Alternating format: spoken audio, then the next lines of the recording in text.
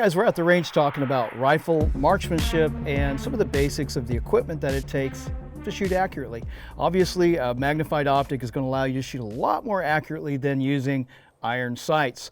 This particular scope is a 5 to 25 power scope with a big old 34 millimeter tube, a big 56 millimeter objective lens that lets a lot of light in, gives you a really good bright sight picture. It actually has an illuminated reticle as well. And speaking of reticles, if you can use a scope or have a scope that has a BDC style reticle, BDC stands for bullet drop compensator, and a lot of them have windage hash marks as well. So it allows you not only to adjust your windage and elevation, particularly when you know your known distances, and some of them actually will allow you to range pretty accurately if you know the size of your targets as well. It's really important to have good rings, good bases.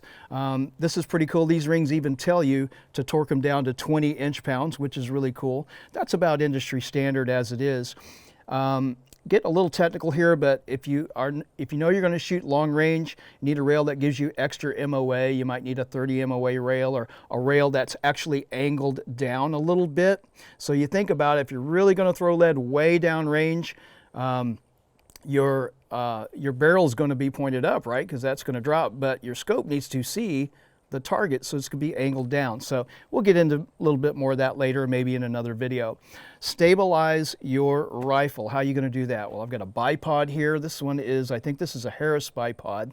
You can also use bags. Obviously, you can stabilize the fore end of your rifle on anything that's permanent and stable, or if you're out in the woods on a tree limb or so on. We're actually on a shooting bench here out at the range, and we have a nice covered area here to shoot, so somewhat controlled environment. I've got a rear bag here. I've got a special stock that allows me to do a lot of cool things. I can raise the cheek weld up a little bit. I can extend the comb if I need to.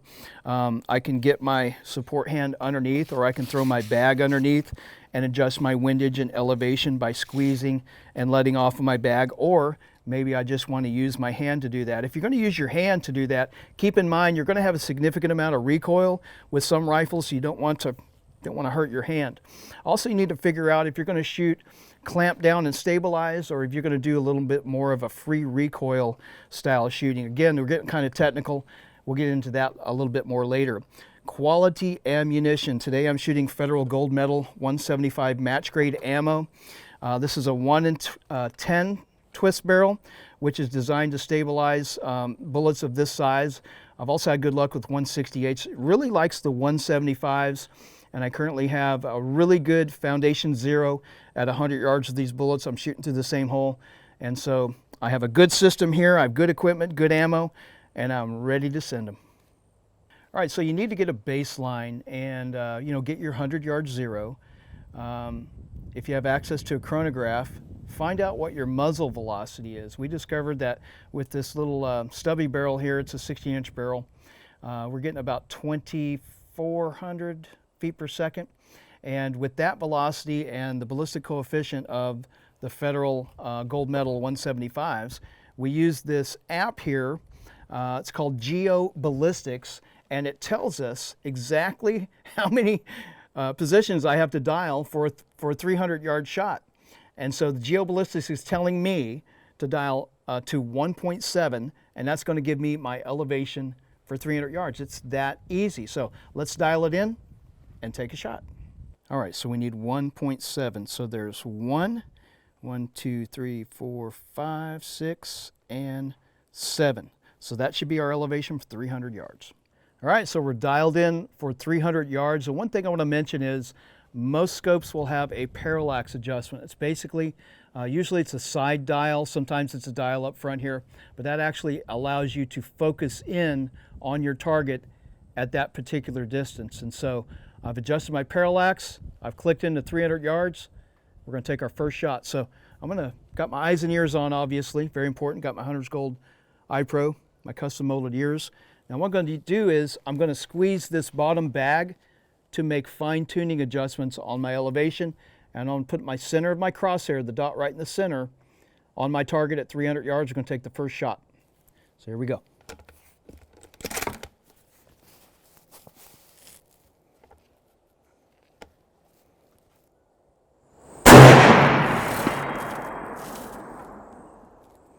All right, I've got my impact on my target.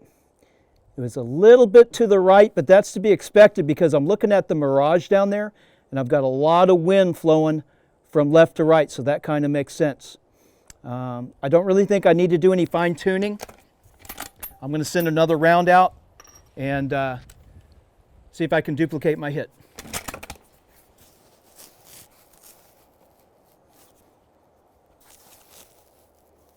You'll notice I'm really not gripping really hard on my stock. I'm not doing a thumb wrap. I'm just resting my thumb comfortably, and I'm letting my trigger finger do all the work.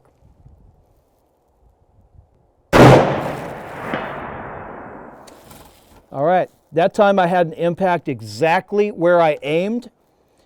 I think the wind let off a little bit.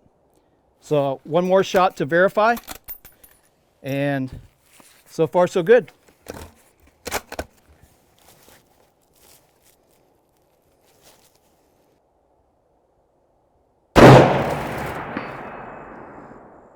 I love the sound, that impact sound of the round on steel. It's instant gratification.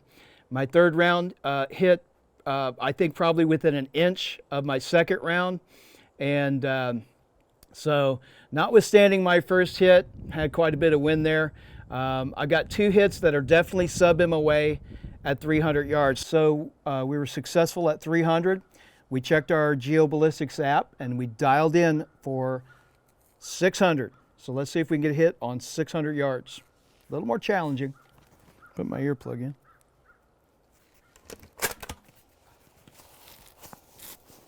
All right, let's see how good our ballistics are.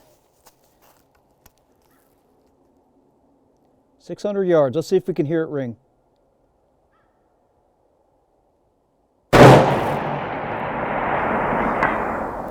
Yep. Impact at 600. Awesome. Awesome. All right, so we just got our first hit at 600. I want to take another shot and confirm and make sure that we're pulling everything together, taking into consideration the windage as well. Really a great opportunity for me to use this particular reticle with the hash marks so I can hold off for the wind. With this 25 power scope, I can really see that wind moving. I can see that mirage, and that's really good feedback. So let's try one more to confirm at 600 yards.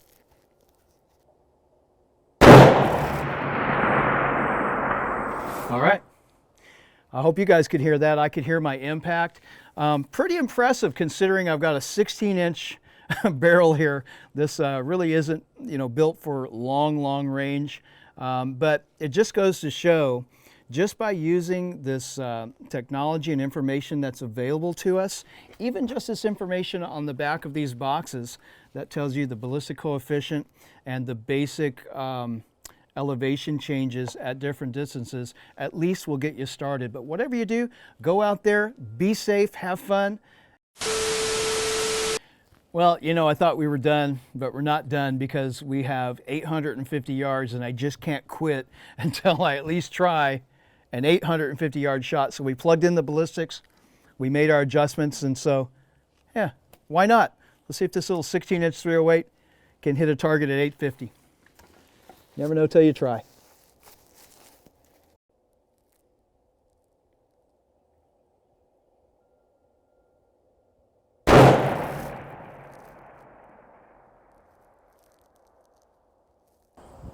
That was a hit, by the way. What? That was a hit. You serious? Yeah. Holy cow. Yeah. Good job. Couldn't hear it. Good job. Good job and good job. So we came out here with the intention of being able to shoot 300 yards accurately, and then that just wasn't good enough, so we pushed it to 600, and that was pretty awesome. And then we thought, well, we have access to 850, so why not try and see if we can hit 850? And we did. So it just goes to show you're not going to know your limitations of your abilities or your equipment until you try it. But do it the smart way. Make sure you have that good equipment, some good optics. Make sure your rings are torqued down appropriately, and make sure that your receiver is bedded properly into your rifle. It's stable. You have good ammo. You have good ballistics, something to work with. I never thought that my little 16-inch barrel 308 would be able to hit a target at 850 yards. And it wasn't a huge target, it was a gong about that big. And for me, that's quite an accomplishment. So get out there and try it.